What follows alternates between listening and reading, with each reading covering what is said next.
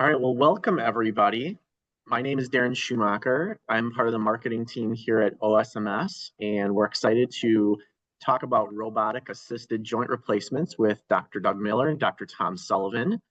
Prior to getting to tonight's presentation, first of all, I just wanted to welcome everybody that is attending tonight. At OSMS, we do provide robotic-assisted joint replacements specifically for knees. So tonight we are going to focus on knee replacements and how we use the robot to assist in those surgeries.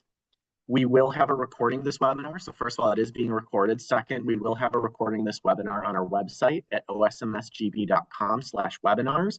And we expect it to be live on our website by the end of the week. If you have a question tonight, we ask that you please leave it in the chat area. And Lauren from our marketing team will be asking the doctors your questions after the presentation. So we'll get started with a couple things just about OSMS. The first thing is that we are a doctor-owned orthopedic, sports medicine, rheumatology, and pain management practice. We have 9 locations throughout northeastern Wisconsin, and we have 39 physicians total. What's important about that is that typically you can schedule with us quicker than many of our competitors. And if you need to get in, we know if you're in pain, you want to get that appointment soon. And we pride ourselves in being able to get our patients in quickly to be able to be seen by our physicians. We also have a full range of services at our OSMS-owned clinics. X-ray, MRI, CT scan, bone density scan, and an EMG test. We can do all those in-house. And then in addition to that, we do provide infusion treatment, especially on our rheumatology side. We do have 2 surgery centers that are in Neenah and Green Bay. Our surgery centers, we pride ourselves on our safety ratings, including a 0.15% postoperative infection rate combined, and you're talking about 25 orthopedic surgeons that make up that rating. And then we also have a walk-in injury clinic, so Monday through Thursday in Green Bay until 7 p.m. And then on Friday, 8 to 5, you can walk in Neenah. It's Monday through Friday, it's select days until 7 p.m. This week, it's Monday, Tuesday. Next week, it'll be Wednesday, Thursday. Just watch for our locations page on which days we are open until 7 p.m., otherwise 8 to 5. But you can walk in and you can be seen by an orthopedic physician without an appointment. So it's sort of like an orthopedic urgent care. However, we charge it as a regular office visit. So it's as if you had an appointment. We don't do an emergency or urgent upcharge. And then we do have physical and occupational therapy partners at our locations in Green Bay, Marinette, and Neenah as well. And then last, before I turn it over to the doctors, we know that our walk-in clinic isn't open 24 hours. However, we do have a free chat program. So if you find yourself with a new injury or pain, and you're not sure whether or not you can come in, you can use our Ortho Access by OSMS. You can get to it on our website. And what it is, it's a free chat program that's web-based. You don't need to download an app. It's completely free to use, and it's available to use 24/7. But you get free advice by an orthopedic expert to find out, do I need an appointment? Do I need to come in right away? Should I rest and ice this? What should I do? And it can create peace of mind by that new pain or injury that you're suffering from. Now with that, I'm going to turn it over to Dr. Doug Miller, and he's going to talk a little bit about our knee joint replacements and how we approach those at OSMS.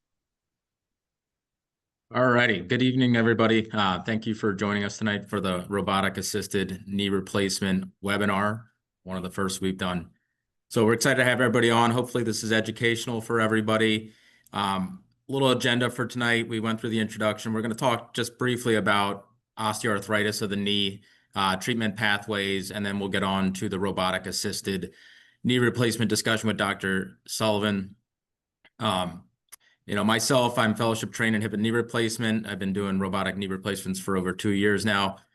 Very excited with where we've gotten with our program and happy to discuss it with everybody tonight. So without further ado, we'll get started with a little background of knee osteoarthritis. So osteoarthritis is the most common form of arthritis in throughout the world, pretty much. This is just general degenerative wearing and tearing of the joint cartilage, and usually your joints will will present with pain, achiness, stiffness, decreased range of motion, and swelling.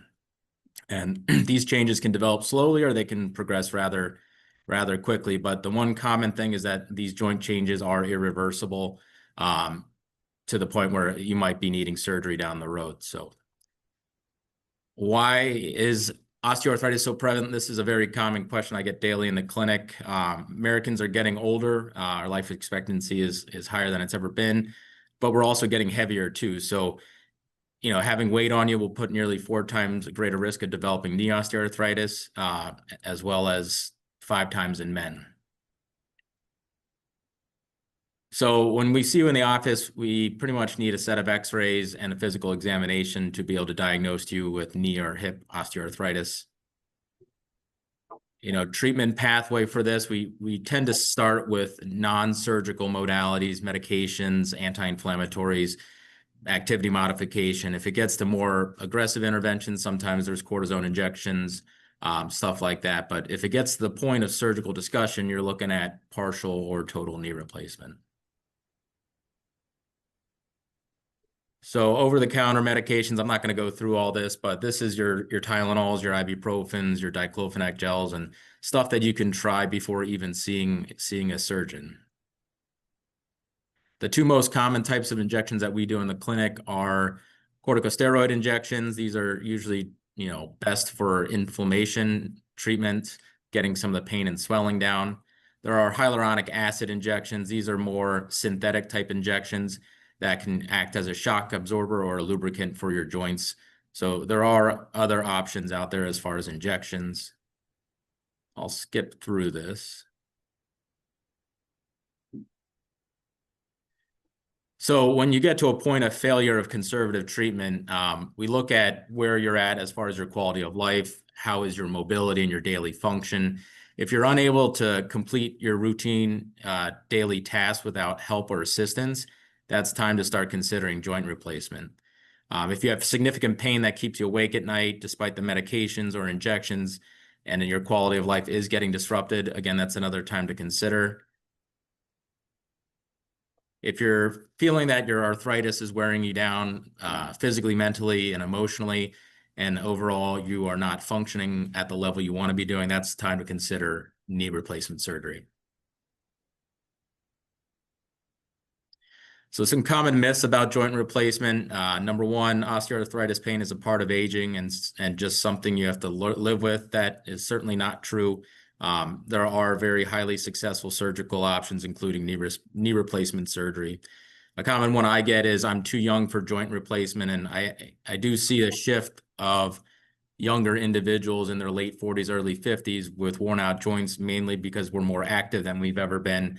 People are having injuries earlier in life, such as ACLs, that can lead to kind of post-traumatic osteoarthritis at a younger age. So, and the other caveat here is that our implants are lasting longer than they have, than 20 years ago when this myth probably started.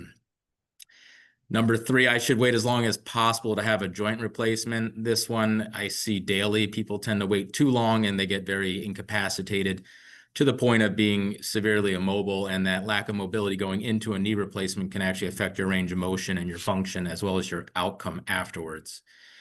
And then all joint replacements are the same. This is certainly not true. There's different companies. There's partials versus totals. There's just straight kneecap replacements. And then we'll talk about the pros and cons and the benefits of robotic-assisted knee replacement surgery tonight. So on the right, you just see a picture of an arthritic knee and an otherwise healthy knee on the left. So in general, I'm not going to go through what a knee replacement looks like tonight. I mean, essentially, there are 4 components. There's a femoral component that covers the top part. There's a tibial tray, which covers the shin bone. And then we balance the knee using robotic assistance to place a certain thickness polyethylene or your bearing for the knee.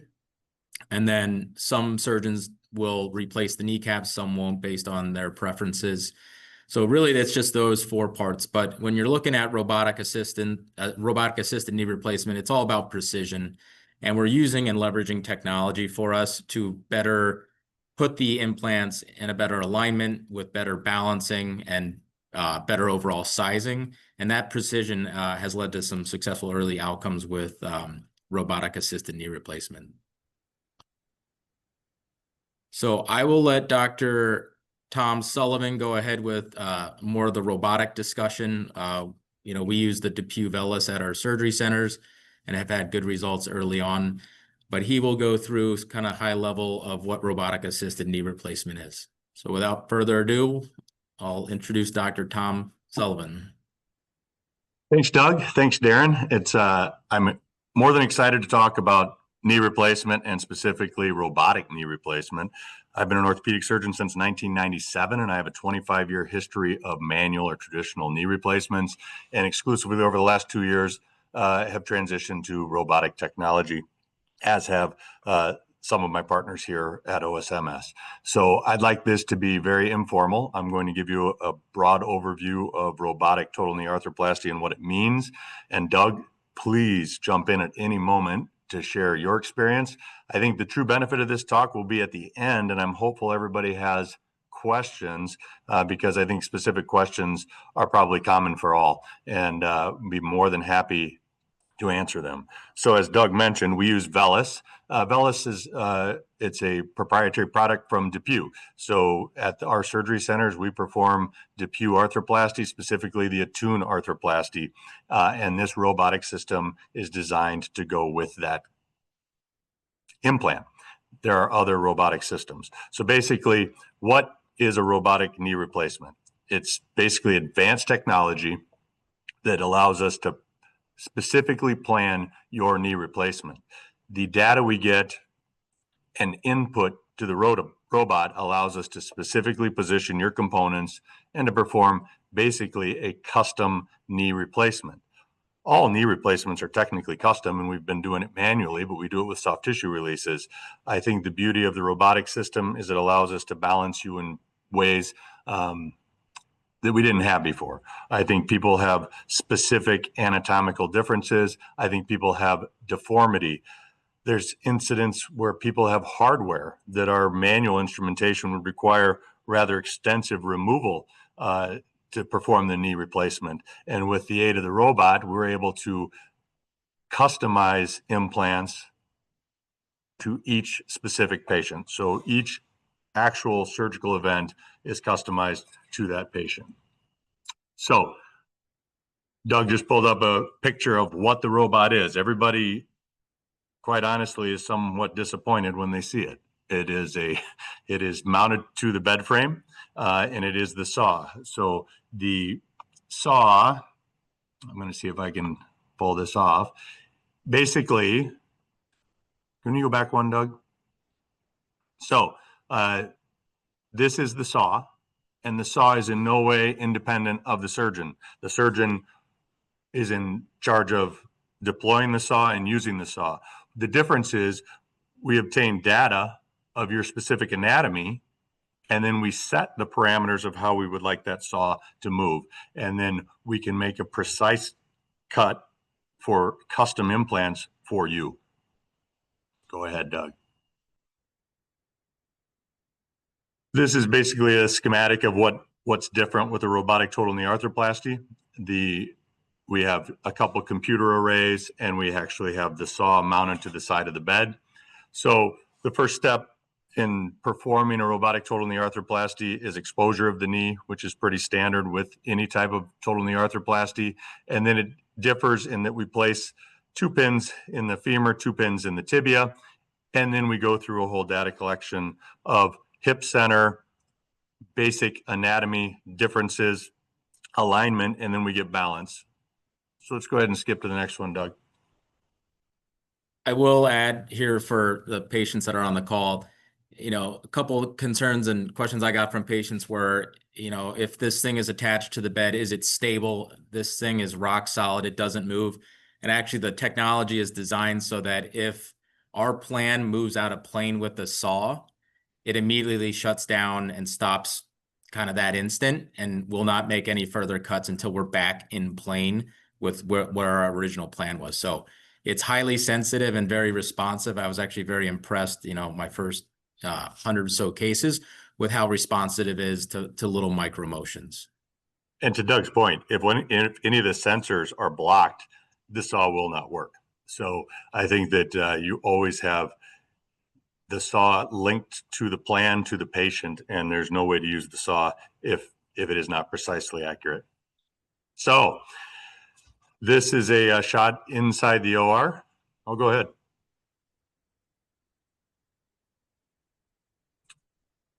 So we get real-time information and all this data that you don't normally get with a conventional knee replacement.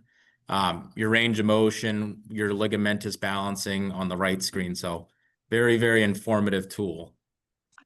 And the only difference in a robotic total knee arthroplasty are these arrays that you can see, one in the tibia, one in the femur. And that's how we collect our data, and that's what the cuts are based off of.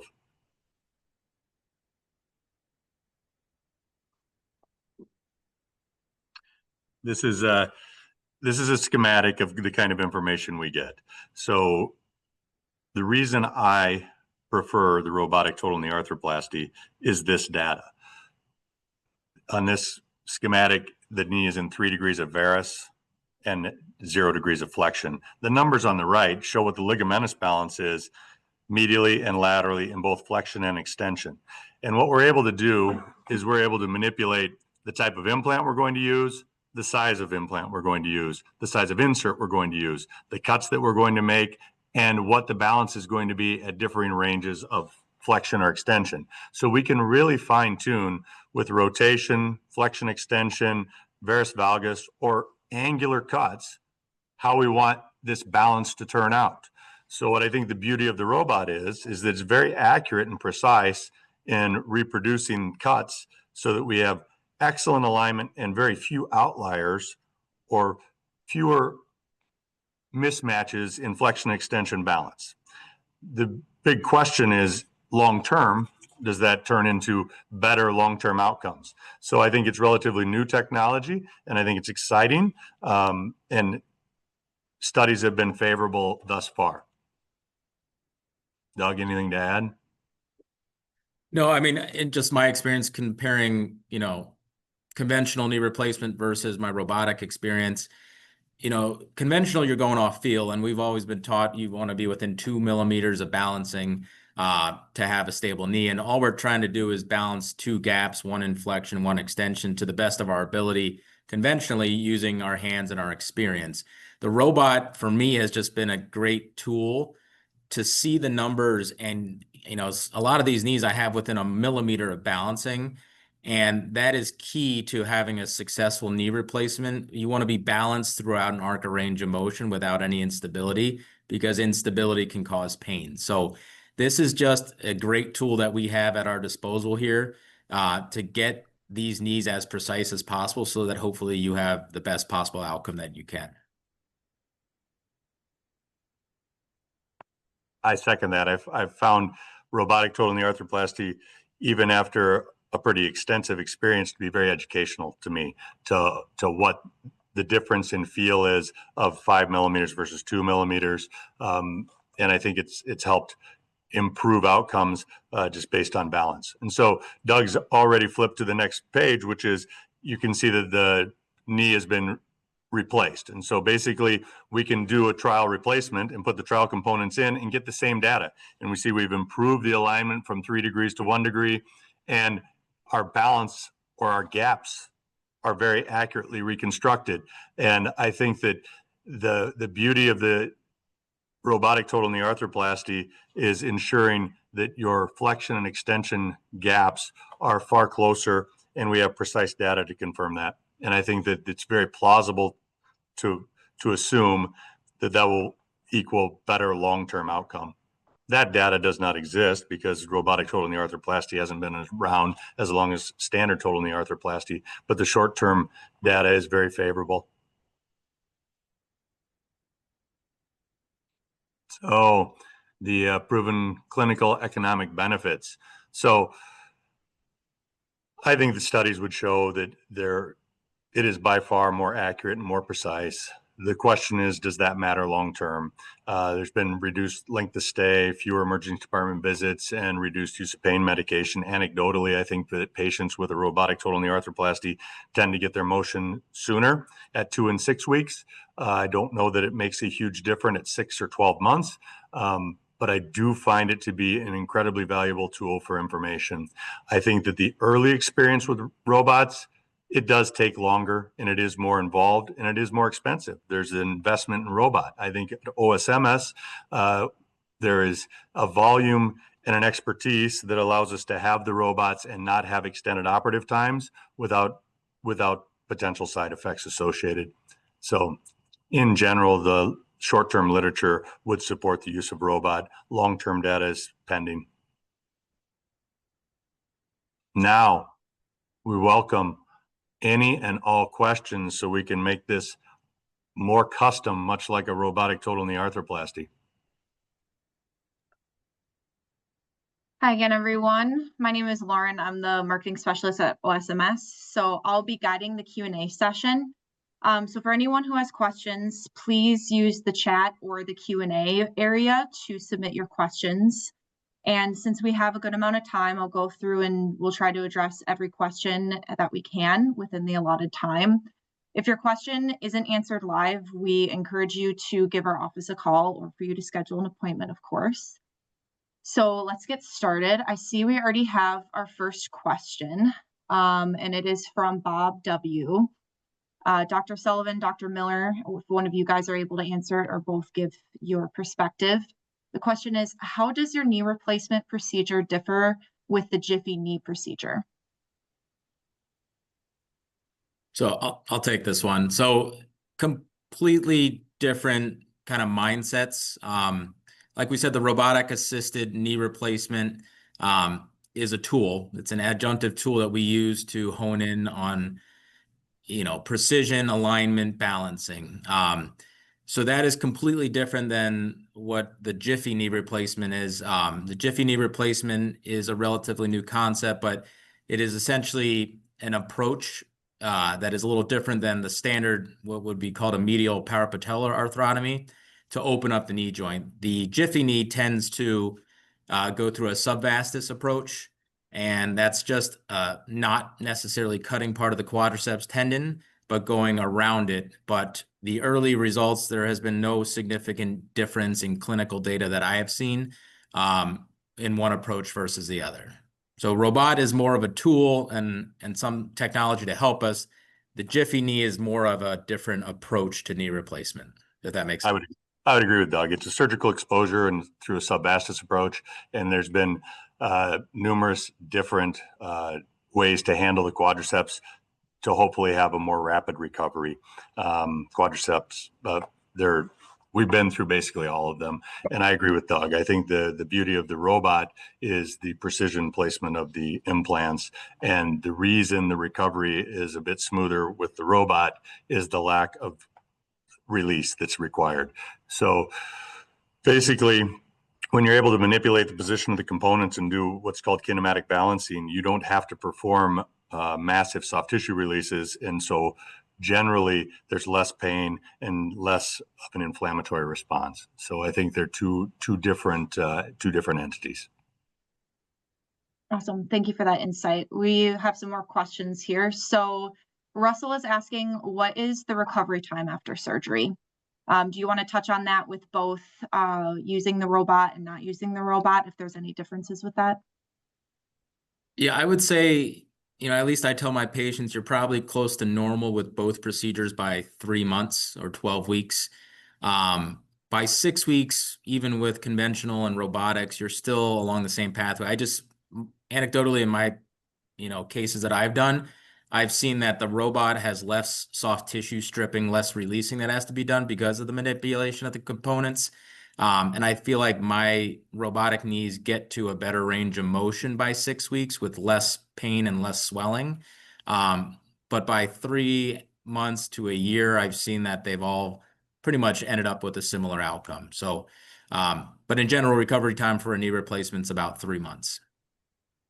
I would agree with Doug, and I think that it really depends on what your goals are and what your level of conditioning is prior to the replacement. So I think that any joint replacement, you're not coming in tip-top shape, because if otherwise you don't need a joint replacement. And so I think that pain relief, we want reliable, good pain relief and motion by 6 weeks. We want excellent functional recovery by 3 months. But I agree with Doug. I think it's better part of a year, and it doesn't matter how you perform the procedure. I think that to get back your endurance, back stability, back everything that you want, it's an ongoing process, but we'd like to see you moving very well by that 6 to 12 weeks. Great, good to know. John is asking, how many surgeries have you done with robotics? So Dr. Miller, if you want to start, and then Dr. Sullivan, you can answer after. Yeah, it's probably coming up on 2 years that I've been using the robotic assisted knee replacement with the VELYS, and I don't have the numbers in front of me, but kind of just looking at it, I've probably done close to 150 of them. And I've gotten back to, neutral time. It's not taking me any longer. I've pretty much offer it to anybody who's a candidate to have surgery at our surgery center. Really no downside to as far as who's a candidate, who's not. Really, the only patients that I really don't offer it that is otherwise a surgery center candidate is patients with osteoporosis. Concern there is that we do put those pins in your tibia bone and your femur bone, and if you have very weak bone, those pins can micro motion while we're doing the surgery, and it can give us some false data. So if somebody has glaringly obvious osteoporosis on their knee x-rays, I usually will just do a conventional knee replacement. Yeah, I would second that. I think the only true contraindications for the robot are a fused hip, because we can't establish limb alignment from not being able to move your hip, and very poor bone quality. That being said, I've been pretty exclusively robotic for over a year, and I actually do not have the number, but it's somewhere north of 200 cases with the robot. Great, thank you both. Mary's question is, who is a candidate for procedure, or is age a factor? Any risks? So we kind of went through who's a candidate. Like I said, the biggest risk would be osteoporotic bone and potential fracture at the pin sites, or just getting bad data that's not going to give us the numbers that we need through the robot to perform the procedure successfully. I don't feel that age is a consideration. I think that your surgical risk is also personalized. There are absolute risk factors, and those can be discussed in person. But as far as making the decision to proceed, I really think it comes down to your overall quality of life, and you have to weigh your risks and benefits. And I think that there are so many things that affect that, but age has never been one of them. So as an orthopedic surgeon, our primary goal is maintaining your independence, stability, and safety through life. And I think that I have a significant cohort of patients, 80s to 90s, that have had very successful joint replacements. And I think that individual risk factors can be discussed, but the biggest risk factors for us are infection, they are wear, and basically deep venous thrombosis or blood clots. And most of those can be managed effectively with appropriate medical assistance. Great. With this technology, does insurance include this method when surgery is needed? It absolutely does. And we haven't had any trouble getting that approved to date. And I also do robotic surgery at the hospital. And so we haven't had any issues with that. I'll touch on with the insurance side of things, or even just cost. The VELYS technology does not require any specific preoperative imaging, CT scans, MRIs, anything like that. We just need x-rays that you would routinely get in the office anyways. So there's no additional cost or need to go out of your way to get any secondary imaging to prepare for the robotic VELYS knee replacement. Great, thank you for that. Brenda is wondering what the implants are made from. So I think Doug touched on it a little bit earlier. There are two metal components, and there are cobalt chrome alloy or a surgical steel, and there are one or two high density polyethylene or plastic components.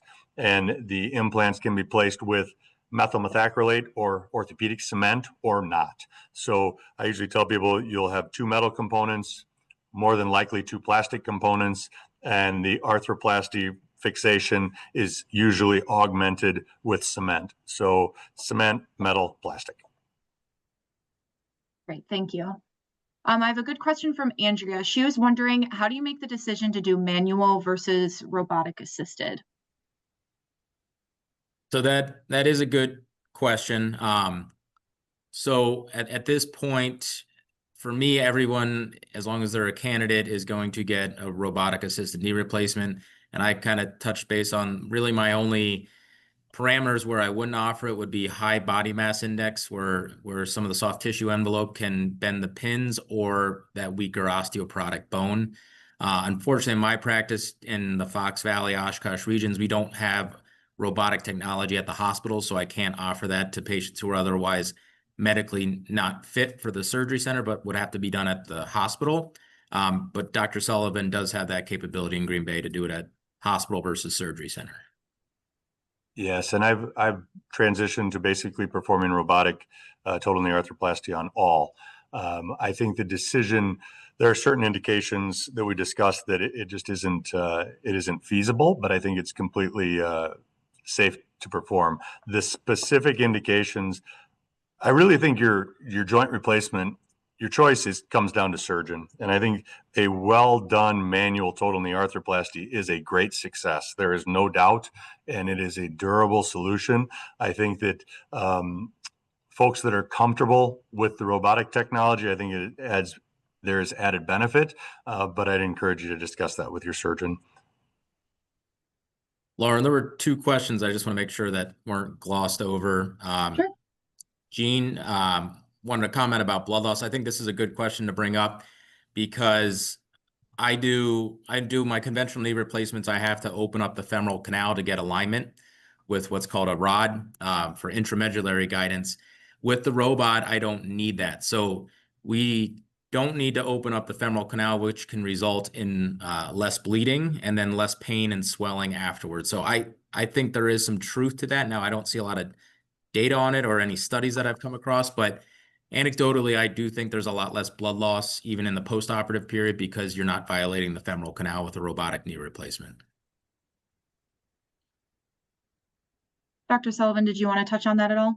I would agree completely. I think that most total knee arthroplasties are done under tourniquet control. But to Doug's point, I think if you are not entering the femoral canal and putting an alignment rod in, the blood loss is less. Incidence of hematoma or significant accumulation of blood in the knee is far less as well. Mm-hmm.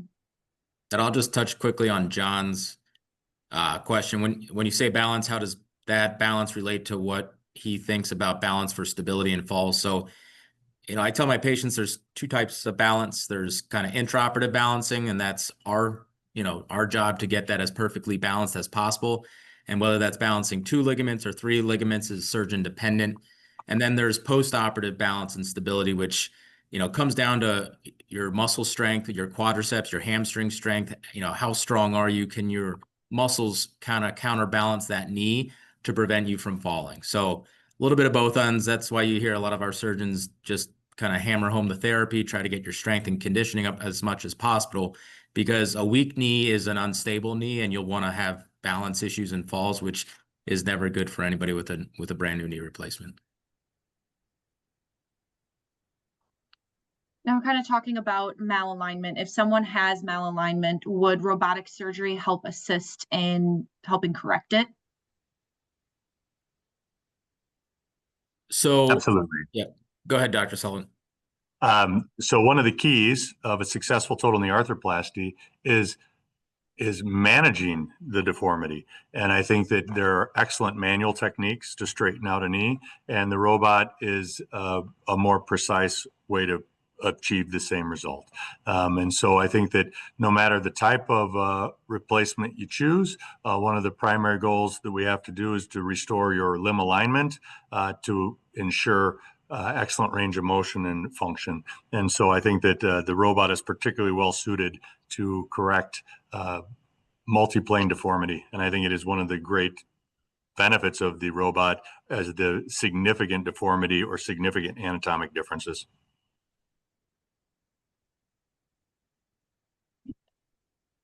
How soon after one total knee replacement would you recommend to do the other knee, and what would those criteria be? Yeah, so early on in my career and in my fellowship, we did bilateral knee replacements or both sides at the same time. I just, personal experience, have gotten away from it because it's hard enough to recover one, let alone two at the same time. Your pain doubles, your infection risk doubles, your DVT or PE risk doubles. So I've gotten away from doing them both at the same time, but I've had very good success offering them 4 to 6 weeks apart. Usually I just say 6 weeks. That's probably the earliest, and you're kind of hitting your stride on the first one, and you're stable enough to go ahead with the second one. Sometimes I'll wait 3 months if people are a little bit slower. And I tend to wait until you're ready, meaning you want to have one problem. The reality is total joint arthroplasty has changed significantly in my career. No longer are you going to be in the hospital for a couple of days or even a night. It's an outpatient diagnosis and you're headed home. So you try to rehab your first knee as good as humanly possible. And when you're mentally, physically, and able, and you need it, you get the other one done. You'd be surprised how often you get the one that really bothers you done and the other one calms down a bit. So you're not going to probably avoid it for a long time, but I usually wait until the patient is absolutely ready to proceed with the other one. Great, that's good to know. How important is it to do your therapy prior to surgery to maximize outcomes after surgery? I am a firm believer in prehab exercises. I preach it to everybody. It's in our joint replacement packet as well. The stronger you are with your muscle tone and strength going into surgery, the easier your recovery is going to be. So if you're waiting 6 weeks for surgery, whatever it may be, as we get things lined up, you can be doing these basic quad and hamstring strengthening exercises at home in order to make your therapy on the back end a lot more efficient and your recovery a lot better and quicker. So 100% everyone should be doing it to the best of their ability. Prehab exercises 100%. I couldn't agree more. I tell all my arthritic patients, without a doubt, do not stop moving, do not stop being strong. The better you are, let's face it, this is a major operation and it absolutely knocks you down a few pegs in the recovery. The better you come in, the less issues you have coming out. And so I'm a huge fan of prehab. So then on the flip side, how important is it to do therapy after surgery as well? Even more important, because now you're against the clock. So the clock starts ticking once you have surgery, and you don't want to get stiff. So you'll hear our surgeons preach range of motion, strength, therapy for even up to 3 months, because by that time you start to form scar tissue. And if you get a stiff knee after a knee replacement, stiff knees are usually very much unhappy knees and can give you a lifetime of problems, which you can avoid by doing that therapy early on. So it's a balance between pain, swelling, and certainly getting your range of motion going. So very, very important afterwards. Yeah, I think that the importance of walking and moving is critical. I think to Doug's point, you have to be very strategic with it. If you need rest and ice, you got to have rest and ice so that you can do your exercises effectively. But therapy is, and by therapy, it doesn't necessarily mean you're working with a physical therapist. It's you're doing exercises on your own and managing that motion and strength. So I agree with Doug completely. Mm-hmm. Great, thanks for touching on that. And just so that everyone knows, we do have our physical therapy protocols on our website as well. So if there's any information that you're looking for regarding therapy, you can find it on our website. And then, of course, we also have our joint replacement booklet online as well. So our resources there's a lot of resources on our website for you to use. So let's see what else we have. Jen is asking if you still use the tourniquet.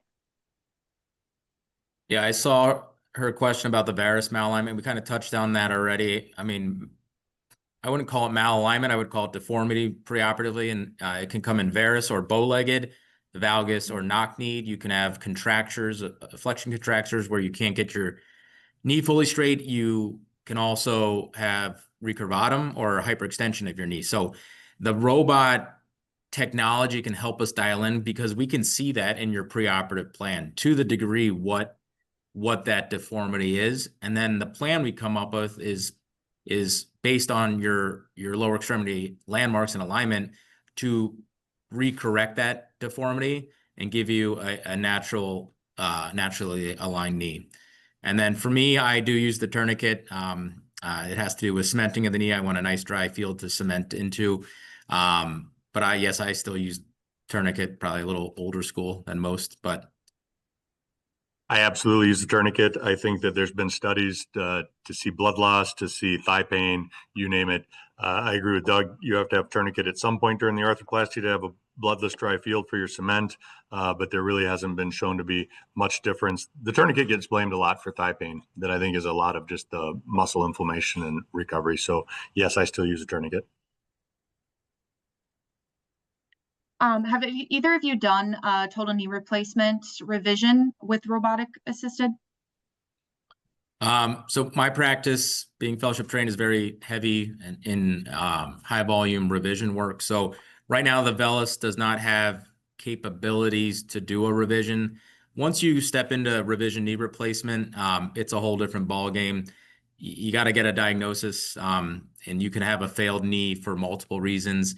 But you got to get that diagnosis first, and then you got to have something you can actually fix. So usually a revision knee replacement can either involve just a plastic exchange rebalancing, or more than likely taking out the old knee and putting a new knee in. So right now, as it sits, I don't know any company that has the capability to do revision knee replacements with robotic assistance. There have been done conversions of unicompartmental arthroplasty or a partial knee replacement to a total knee replacement with use of the robot, because I think that involves simply resecting more tibia. But to Doug's point, I think that in the revision setting, the robot is not the tool. Okay. Jen has another question. Do you need additional tests prior to robotic surgery for measurements like a CT scan, or does this all happen during the surgery itself? So all the data. Oh, sorry, Doug. All the data we need, we obtain during surgery. There are other robotic companies and platforms that require a preoperative CT scan. Okay. And then Bob has a question. How do you receive your feedback numbers from the robot? Is there a screen, or do you see it within the goggles that you're looking through, or the glasses? How do you see those numbers? So there are no goggles. There is some newer technology with another company that does have goggles, so that might be coming. But like Tom kind of alluded to earlier, was we put these pins in your tibia and your femur, and there's arrays that get kind of specially placed to align with the computer, and that essentially reads and pushes the information back and forth.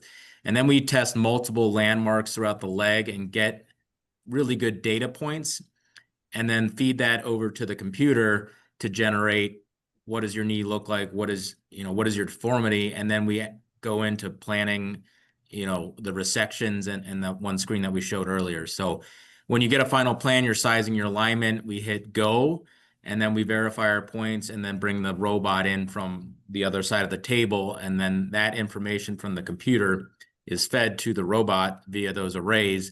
And then that puts us into plane to make the cuts we need to get those 4 components in.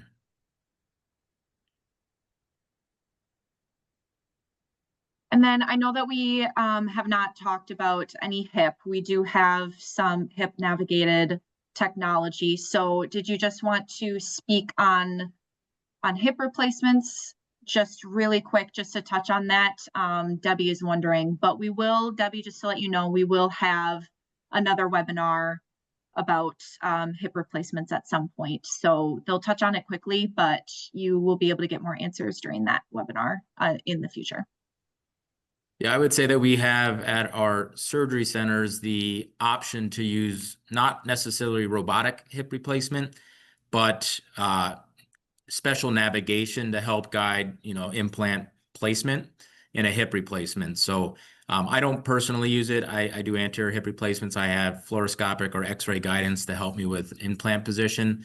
But right now, as it stands, we don't offer robotic hip replacement surgery, but we do have some of our partners using hip navigation. Thank you for touching on that. We've got a few more questions. From Jen, her last question, she's saying, are the pins temporary or do they stay in place? Temporary. Once we've got the data, once we've made the cuts, and once we put the components in and confirmed that we have performed the operation we set out to, the pins come out. Some people will place them through a separate incision. I tend to place them through my standard total knee incision, so you won't even notice any difference. Yeah, I do the same. Everything's within the incision. I don't like extra openings or potential for infection or any other nasty looking scars. So everything is within the standard incision for a knee replacement. Okay. John is wondering, how did you choose the robotic hardware you use compared to other competitors?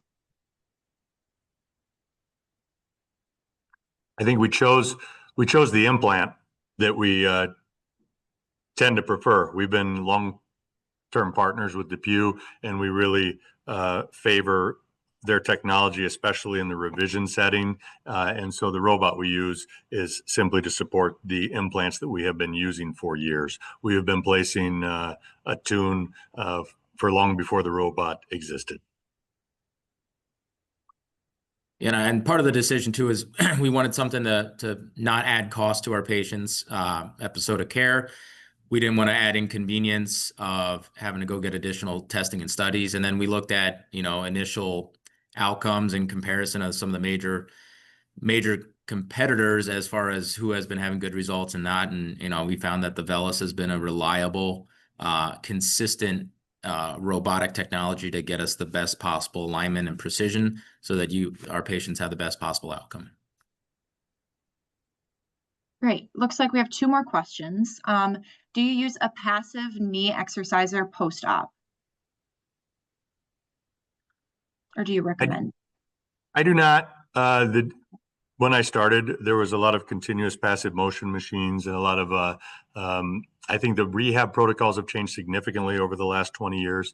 And we have actually gone to more of a functional recovery. So as soon as you are able, you're up and moving, performing daily activities and therapy exercises. So the days of the CPM, from our standpoint, no longer exist. Yeah, I think CPMs have fallen out of favor since probably I was in residency or fellowship, and there's newer data to suggest that there's no benefit. What really has changed over the last decade in knee replacement surgery is our early mobility protocols and multimodal pain protocols that have allowed patients to get up quicker with spinal anesthesia, better pain control so that you can get that joint moving. And I just tell my patients, you are your own CPM. You're responsible for moving that knee and to get it going. I think when you get a machine to bend it for you, it's not going to end up well.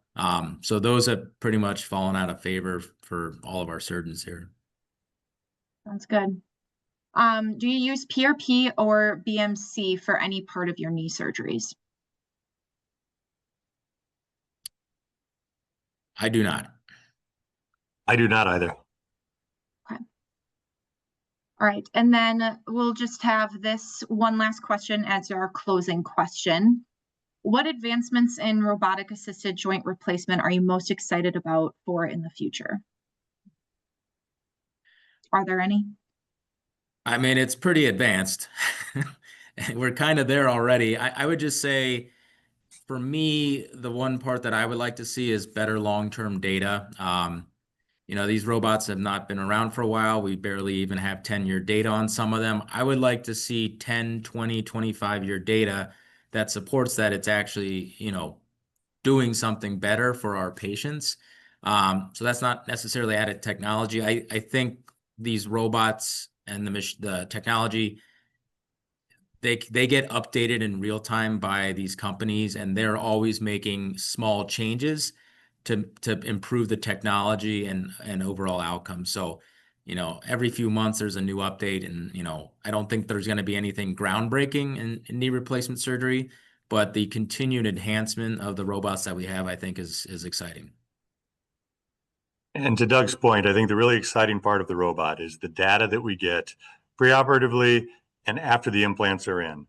The true move the needle on arthroplasty and how this is going to shape the future is who did exceptionally well, what was the deformity, what was the balance, what is it that makes those people great? And I think that once you have more data and you can use all that information, I think you can better fine tune so that total knee arthroplasty is a reliable outcome for all. And I think that the more information you have, data is good. We just need to pool it, study it, and figure out what's best. Well, great. Thank you both, Dr. Sullivan and Dr. Miller, for your time and for your insights today. And we hope that everyone attending had found this discussion valuable. Just as a reminder, the presentation, there will be a recording of this presentation made available on our website by the end of the week. But if you have any further questions or would like to schedule an appointment, you can do so by calling us at 920-430-8113, or you can go online at osmsgb.com and schedule an appointment there as well. Thank you again for joining, and we hope you enjoy the rest of your evening.